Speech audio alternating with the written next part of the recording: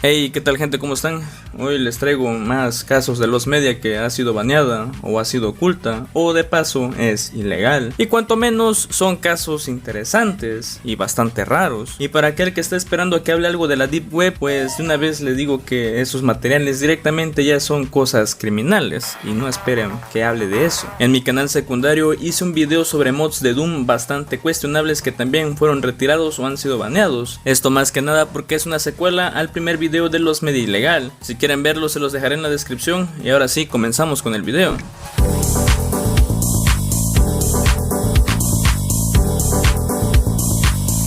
Este caso es realmente raro e inexplicable, pues se trata de una película de terror que fue baneada y prohibida, y por cómo están las cosas, aquel que tenga una copia o quisiera subirlo al internet tendría que afrontar problemas legales, pues su distribución se considera ilegal. The Last Tour Vietnam, que en vietnamita tiene este nombre de acá, que no sé cómo se lee esa madre. Esta es una película de terror de origen vietnamita de 85 minutos, se tenía que haber estrenado el 24 de octubre del 2014, y esta película iba a aprovechar mucho esa temporada de Halloween. Fue dirigida por Lee Bat-Kiet, el célebre cineasta responsable de House in the Alley del año 2012. Pero pasaría algo, y es que la película fue prohibida antes de llegar al público. La historia, por si se preguntan, es el viaje de dos amigos estadounidenses, uno de ellos siendo un inmigrante vietnamita, el cual le propone viajar a Vietnam a su colega. Todo esto para poder ir a visitar lugares conocidos y optan por explorar las zonas más remotas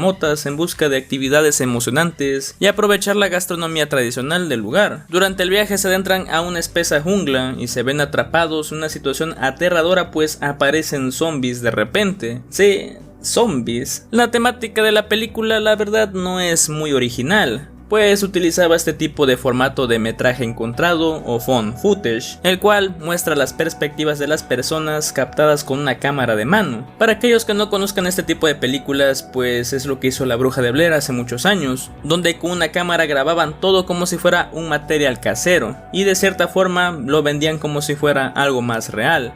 Es así como cuando grabas un duende. La película se destaca por ser la pionera del país en este estilo de película sobre metraje encontrado. Combinaba a los zombies y es toda una rareza en el cine local de ese momento. Esto recuérdenlo bien porque es una película extranjera de Vietnam, así que ya tuvo mucho más mérito a nivel local, pues este tipo de cosas no es como que sean sorpresivas para el resto del mundo, ya son bastante comunes. Si bien The Last Tour Vietnam finalizó su producción y se lanzó un tráiler oficial a YouTube el 2 de septiembre del 2014, nunca llegó a los cines. El Consejo de la Censura Cinematográfica del país la rechazó, consideró su contenido como excesivamente sombrío y una violación de las costumbres y valores tradicionales. Muchos especulan que sus brutales representaciones de zombie comiendo humanos chocaban con los estándares culturales de la época, o sea que eran bastante delicados pues, aunque cuando ya ves lo que era la película, la verdad no se ve tan grotesca, o sea no hay nada que no se haya visto antes en otro tipo de películas, pero se puede entender que a nivel local sí es algo sorpresivo de ver algo de esto, o eso creo. Tras el rechazo, ninguna versión de la película completa apareció en plataformas digitales, ni legalmente ni de otra manera. Es una rareza para las películas censuradas. Aunque no lo crean, hay gente coleccionista que les encanta este tipo de películas que se prohíben por cositas así de este estilo. Y algo que es normal que pase es que este tipo de películas a menudo se filtran por canales no oficiales de televisión. Ya saben, en esos canales que nadie mira a altas horas de la noche, pero no ha salido ni por ahí. Hoy en día solo se tiene ese tráiler de 2 minutos como prueba de su existencia, el cual aún sigue estando disponible a día de hoy, y se pueden ver algunas de las escenas de la película, donde se ve un panorama de jungla y los zombies. Ni los cineastas han comentado nada sobre su destino, aunque se dice que es por contratos legales, así que no pueden decir nada, dejando el proyecto en el olvido y siendo olvidado por la mayoría. Y yo creo que muchos tampoco de ustedes conocen esta película hasta que vieron este video. Además, sobre la película también se le ha agregado un mito urbano. En 2014 el sitio web Screen Anarchy la elogió como la primera película de zombies del país, destacando su pulida producción y su inminente estreno, hasta que la prohibición de la censura detuvo ese lanzamiento, siendo más pruebas de su existencia. En una comunidad de Reddit vietnamita, cuyo nombre es este de acá que tampoco sé cómo se lee, Los usuarios han citado el nombre original de la cinta como un ejemplo de los media regional, mencionando que el tráiler permanece en línea y nunca ha surgido una versión completa de los 85 minutos de la película, por lo que sigue siendo una película misteriosa del país. Y como ya mencioné, hay gente muy fanática del terror y miembros de comunidades de Reddit de los media han puesto su gran interés en The Lost Tour Vietnam, pero nadie ha confirmado poseer alguna copia completa. Algunos mencionan que podría estar oculta en los archivos de la productora o en manos de alguien de la producción, y seguramente esté retenido debido a las disputas por los derechos de autor sin resolver o que aún siguen con algún problema legal. Si bien la película nunca se estrenó oficialmente, se destaca su finalización con la maquilladora de Hollywood Kat Parsheen, lo cual sugiere que podría haberse proyectado de una forma privada en el estudio o en festivales internacionales selectos, pero no existen pruebas sólidas de que, sabes, haya pasado eso. Así que por ahora la película está completamente perdida y solo se posee un póster y el tráiler, y ya han pasado más de 11 años y parece que esto no va a aparecer pronto.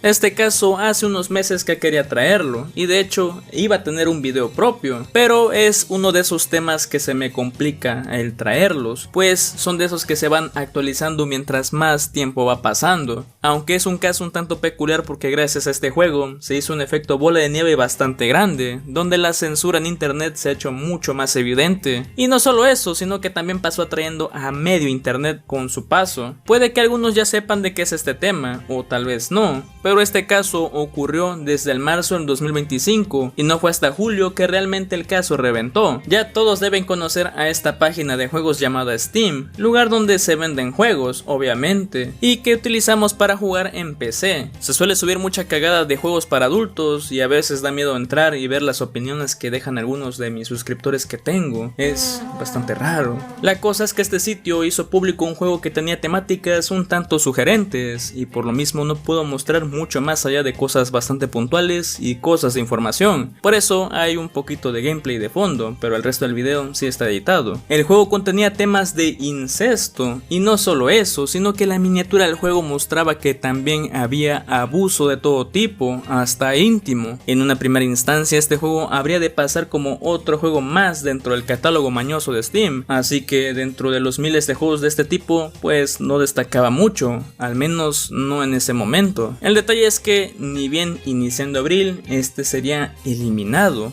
volviéndose un juego Lost Media, y no solo eso, sino que también su distribución tanto en compras como en piratería ya se les considera ilegales. Así que este tema me vino como anillo al dedo en ese momento, pues este juego se había hecho Lost Media y tenía algo de contexto de fondo, pero tuvo un desarrollo bastante largo de historia. El tema se hizo bastante viral por ser de los pocos casos en los que Steam mete mano y quita algo de su tienda, que si bien ha pasado con otros juegos que terminan siendo estafas, este caso era diferente por el contenido que traía aparentemente, donde fueron muchos y realmente demasiadas personas las que hablaron de este juego, lo cual también se vio reflejado en un post hecho en Steam. El juego venía con una descripción que posteriormente sería quitada y puesta como algo, ya saben, para que no se viera tan juzgado, aunque ya era bastante tarde. La descripción decía que No Mercy era un juego en 3D de tipo novela visual con elecciones, las cuales estaban enfocadas en la dominación y otros fetiches,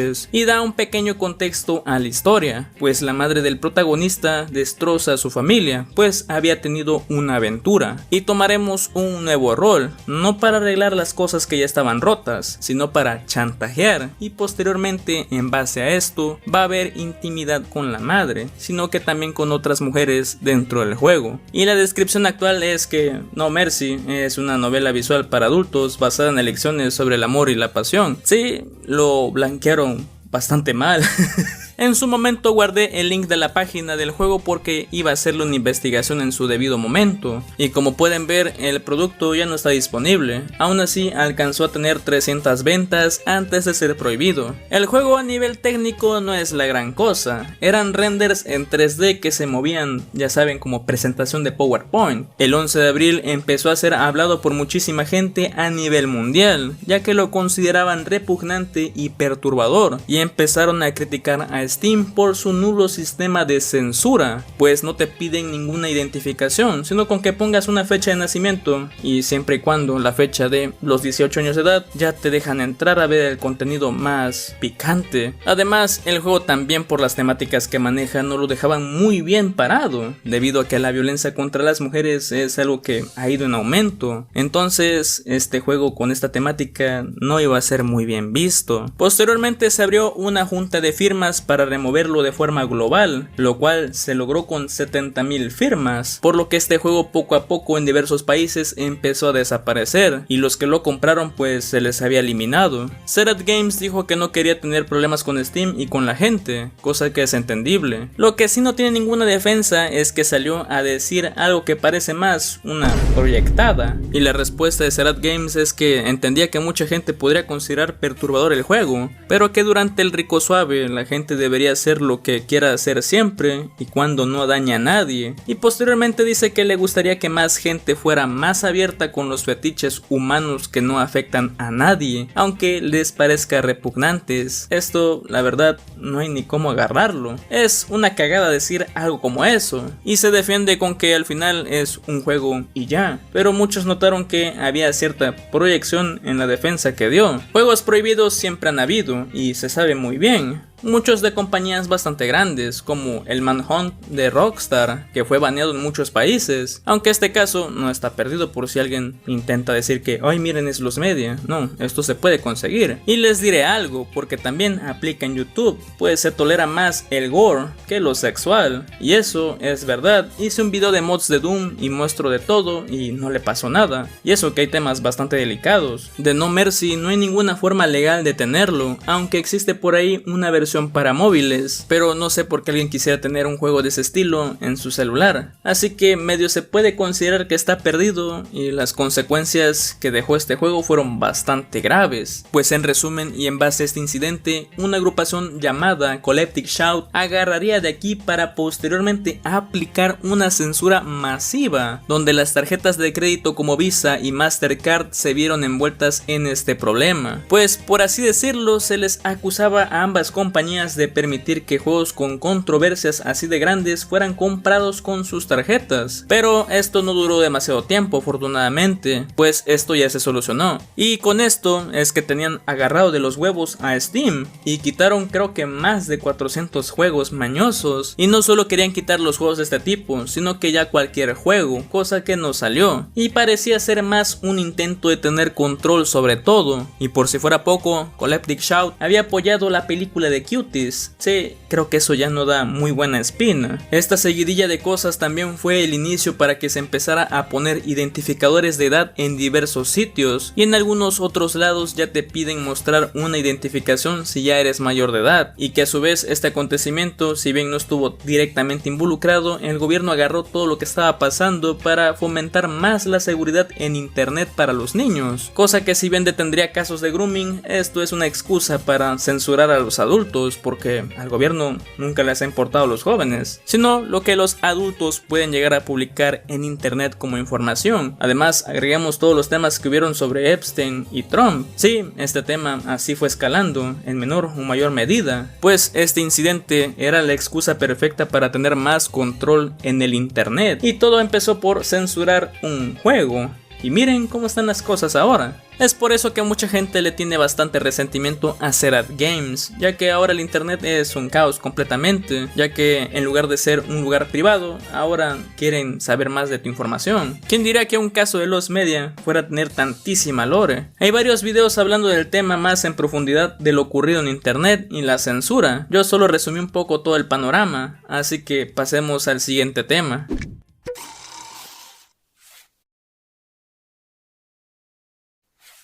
モザイクをかけてお見せしますが、これが共演と呼ばれる画像になります。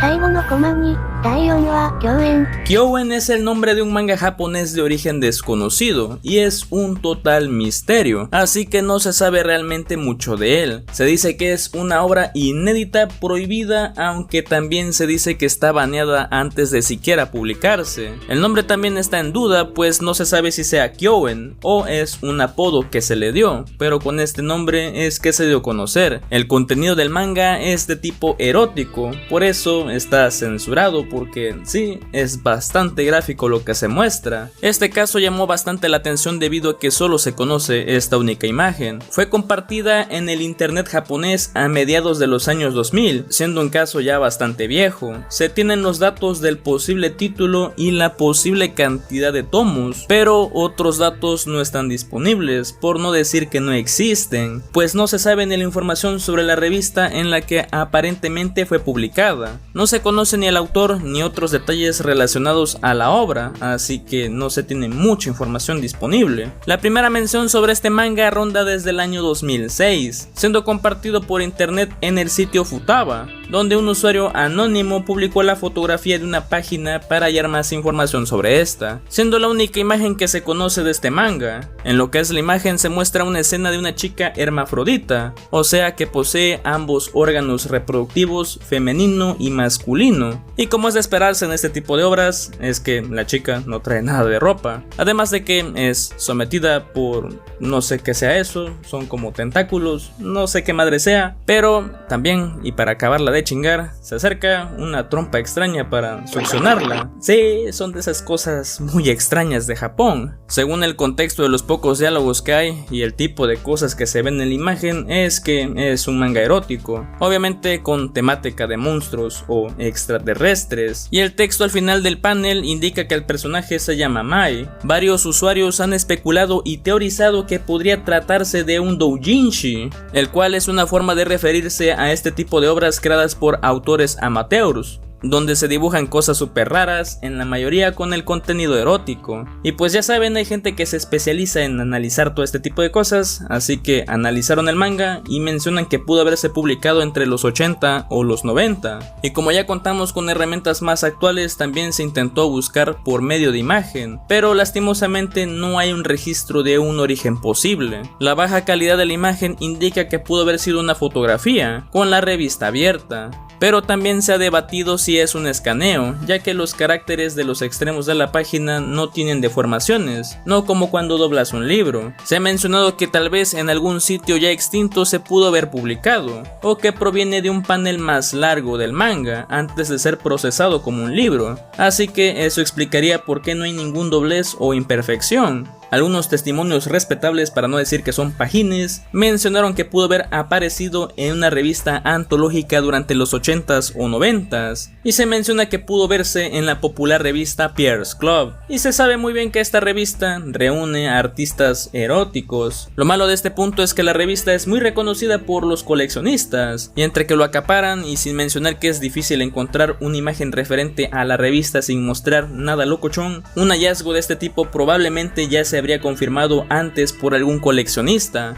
Uno de los autores a los que se le atribuyó el estilo artístico del panel fue el grupo Fusen Club, pero estos fueron desmentidos por Twitter. También se ha teorizado que posiblemente el manga podría haber sido hecho por aficionados, y que seguramente Mai, la chica del manga, podría tratarse de una actriz o alguna persona con ese nombre. Pero lo malo de este punto es que esto es como buscar una aguja en un enorme pajar, prácticamente siendo imposible saber quién es, sin mencionar lo raro que es que hayan hecho un manga de este estilo con una persona real. Y lo más especulado y lo que más gente asegura es que el manga nunca fue publicado oficialmente y se trata de alguna obra censurada, obviamente por la temática muy controversial que tiene, siendo algo baneado en el proceso. Y prácticamente esto es toda la información que se tiene, pues no se sabe más allá de ser un manga cochinote.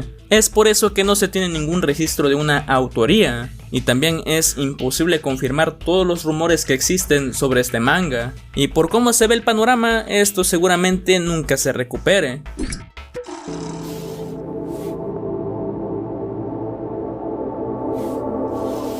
Aquí ya vamos a entrar en temas bastante serios. Siguiendo con el tema de las películas baneadas, aquí tenemos literalmente un megamix de cosas diversas que fueron prohibidas. El Festival de Cine Prohibido se refiere a una supuesta colección de películas exhibidas en una presentación celebrada antes del 13 de marzo del 2007. Tal como su nombre lo dice, las películas presentadas que se vieron en ese festival eran producciones que por diversos motivos, ya sea por contenido gráfico, disputas legales, entre más cosas, eran producciones que se les negó el estreno al público, donde muchas de ellas y por obvias razones tienen distribuciones ilegales por lo mismo de que no se pueden compartir con nadie sin meterse en problemas con grandes compañías. La existencia del festival solo se confirmó gracias a un video subido a YouTube de una de sus películas ilegales, siendo el documental Chopper Down. Este mini documental fue prohibido por HBO en 1989 para evitar posibles ofensas a socios comerciales. Chopper Down contenía imágenes bastante fuertes de incidentes de helicópteros vistos en varias películas. Y es que aquí tengo que mencionar algo, y es que este documental era más relacionado a lo peligroso que se había vuelto tener o usar helicópteros como recurso visual en películas.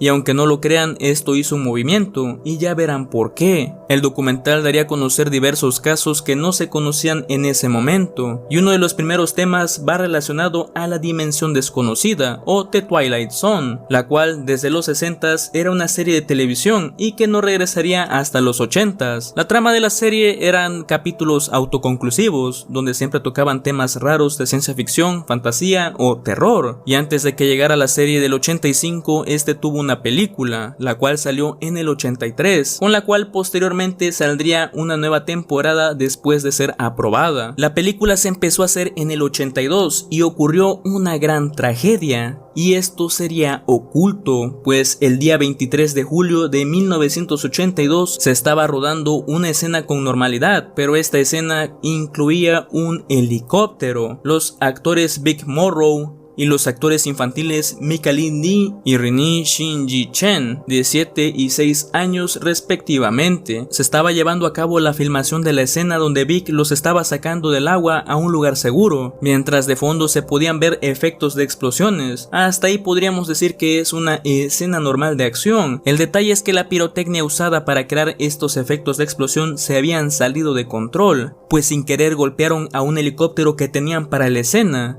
lo cual lo encendió, pero como no había nadie, este caería y con sus aspas pasó trayendo al actor y a los pequeños. Quedaron hechos pedazos, siendo considerado de los peores accidentes ocurridos en una filmación. Hay una foto muy desgarradora de uno de los abuelitos de los niños actores, que la verdad sí que te llega a poner bastante mal.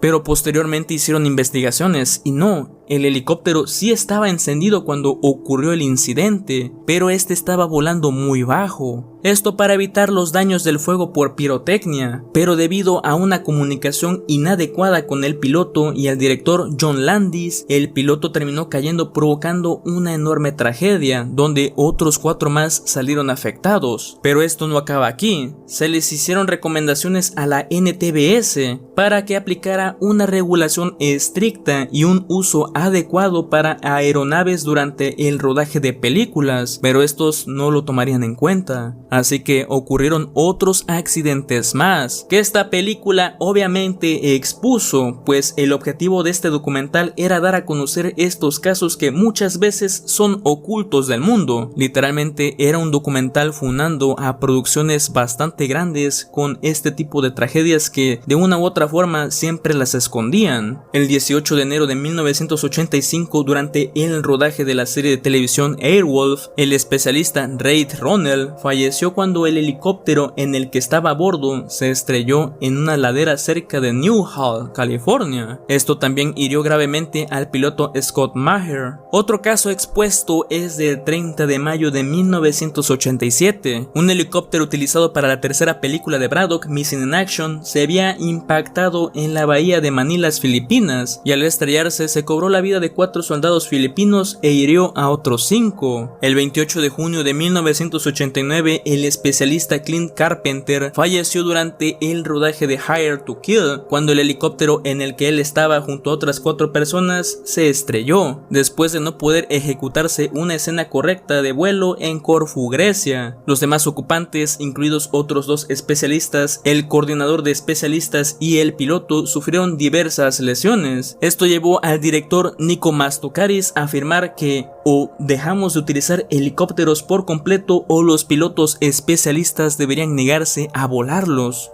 El 16 de mayo de 1989, un helicóptero había despegado en Tagaytay, Filipinas, transportando a 8 miembros del equipo de filmación. De repente se escuchó un fuerte ruido, supuestamente después de que la cola del helicóptero golpeara una pared, lo que provocó que el helicóptero se volviera incontrolable.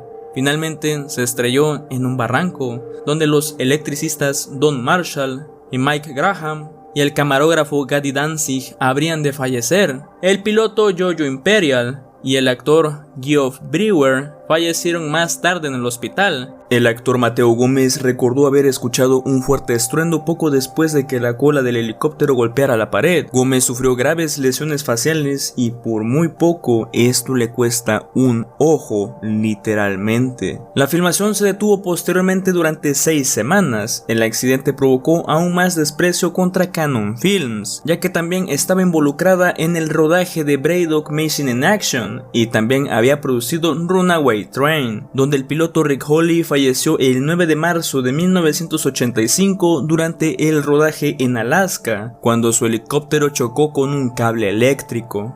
Esta única película, por lo poco que se tiene recuperado, se centra principalmente en un accidente que ocurrió durante el rodaje de Delta Force 2, para posteriormente dar a conocer los otros casos que ya mencioné, donde aquí aparecían figuras de la industria cinematográfica de la época, abogados, los coordinadores de seguridad, los dobles de riesgo y más personas para dar testimonio de estas escenas poco cuidadas. La película documental habría de ser emitido en Movie Time, antes de ser prohibida por HBO. Movie Time pasó a llamarse E! En el 1 de junio de 1990, dado que se trataba sobre el incidente de Delta Force 2 de Colombian Connection. El documental se habría producido después del 16 de mayo de 1989 y antes del junio de 1990, por lo tanto la película estuvo bloqueada durante casi 20 años antes de su exhibición en el Festival del Cine Prohibido y subida a YouTube. El Festival del Cine Prohibido habría surgido en algún momento entre el mayo de 1989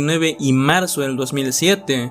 Según un usuario de la Lost Media Wiki, Forlon Yakalov, este festival de cine prohibido es muy desconocido, ya que nunca se han encontrado otras películas supuestamente originadas en él. A pesar de sus esfuerzos, durante sus investigaciones no halló más información, ni siquiera sobre cuándo tuvo lugar ni qué otras películas se exhibieron. Si Chopper Down no hubiera visto la luz, este festival probablemente habría permanecido en el olvido. Y ya para mencionar, Chopper Down es algo que parece no existir, pues en sitios como Wikipedia no se menciona. Esto debido a que no muchas personas quieren que se sepan de algunos de los incidentes más infames ocurridos en películas, y no sería hasta apenas el 2021 que oficialmente se le reconoció en IMDb. Y sí, lo que está subido a YouTube es todo lo que se tiene de este evento de películas baneadas. No se sabe si hubo otras películas más o algún otro material que aún no se conoce, por lo que este tema se le considera parcialmente encontrado.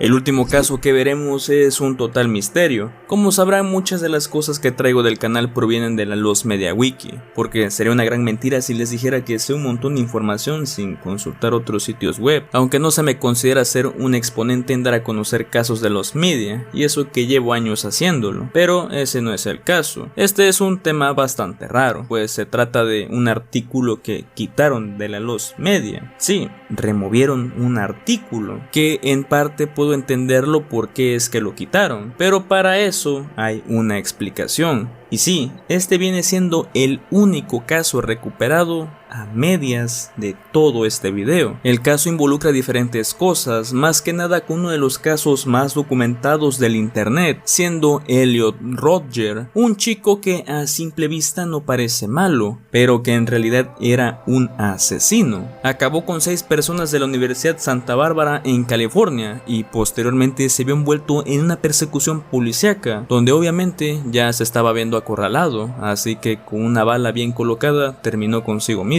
Elliot en su momento hizo un manifiesto de 137 páginas, además de una serie de blogs hechos aquí en YouTube, los cuales son bastante infames y se les puede considerar como uno de los primeros incels del internet, pues este se había hecho bastante conocido. Para los que no sepan, un incel es esa persona que no logra tener una relación con una chica, ya sea sentimental o íntima, así que mayormente este tipo de personas terminan teniendo pensamientos de odio hacia ellas. Si bien para muchos podría ser desagradable este tipo de personas, el contenido que hacía Elliot terminó siendo valorado por una cantidad de usuarios que, en los mejores de los casos, es gente bastante triste, pues lo idolatraban y lo apoyaban, y al tener este séquito de fans, habrían de hacer un juego, lo cual es bastante extraño, y lo más turbio es que este juego es de esos donde se recrea todo lo sucedido, así que teníamos que hacer lo mismo que Elliot, y es matar todo lo que se mueva.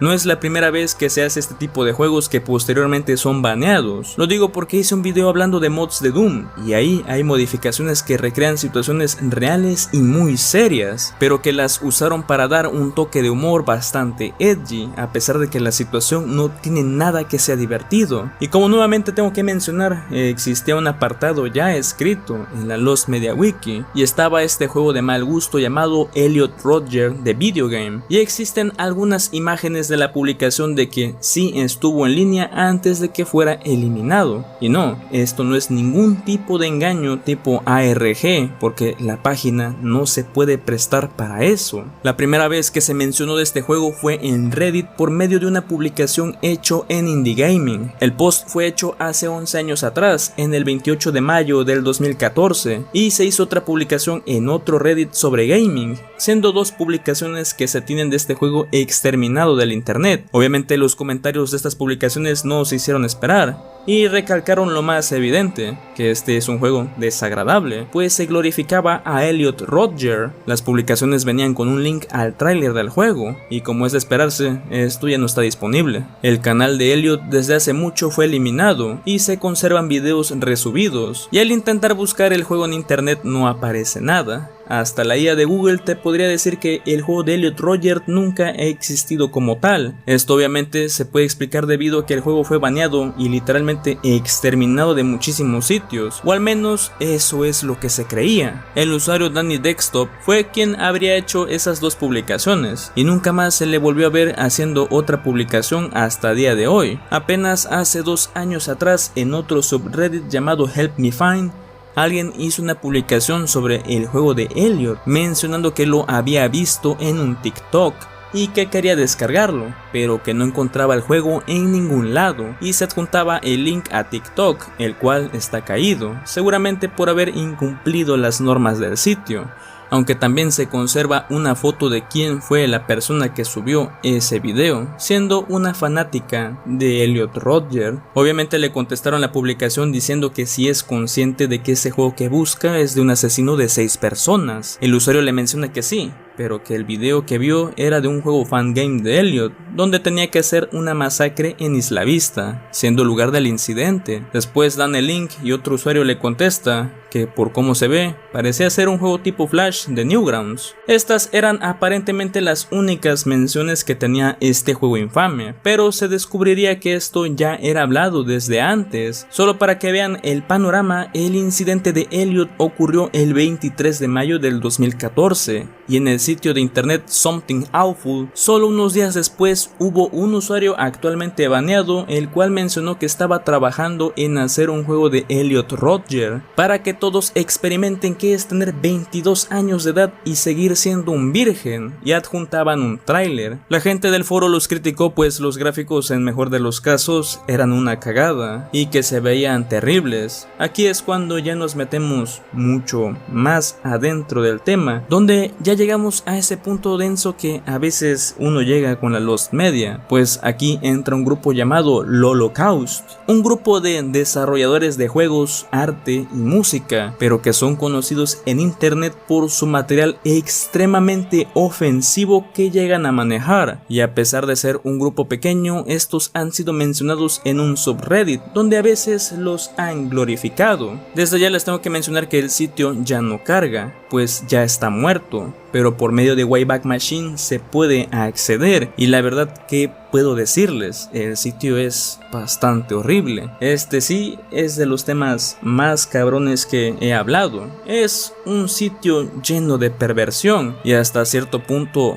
bastante vomitivo, sin mencionar que los fundadores son bastante cuestionables y que este sitio da a otros sitios web donde la mayoría ya están eliminados afortunadamente, pero que cuyo contenido es de lo peor que te podrías encontrar en el internet, afectando bastante a la psique mental. La agrupación se supone que ha estado desde los años 2000, los cuales realizarían todo tipo de cosas locas, pues harían un juego bastante desagradable llamado Boston Marathon Terror on the Streets. Este juego fue el que los puso en la mira literalmente, pues serían mencionados en televisión. Este juego se basa en un acontecimiento real, siendo un atentado ocurrido durante ese maratón de Boston, donde teníamos que esquivar bombas porque sí, el acontecimiento real era un atentado con explosivos y ahora era una parodia jugable. Un comentario que se destaca hecho en línea es que la idea de ser un juego basado en el atentado del maratón de Boston es una idea horrible, pues este era muy ofensivo y no tenía respeto por las familias de las víctimas, ni por los ciudadanos de Boston, así como la gente de América. El hecho de ser publicado este juego en un sitio llamado Lolocaust tampoco ayudaba, pues es uno de los sitios del internet más perversos y ofensivos que se han creado, y esto sí es verdad.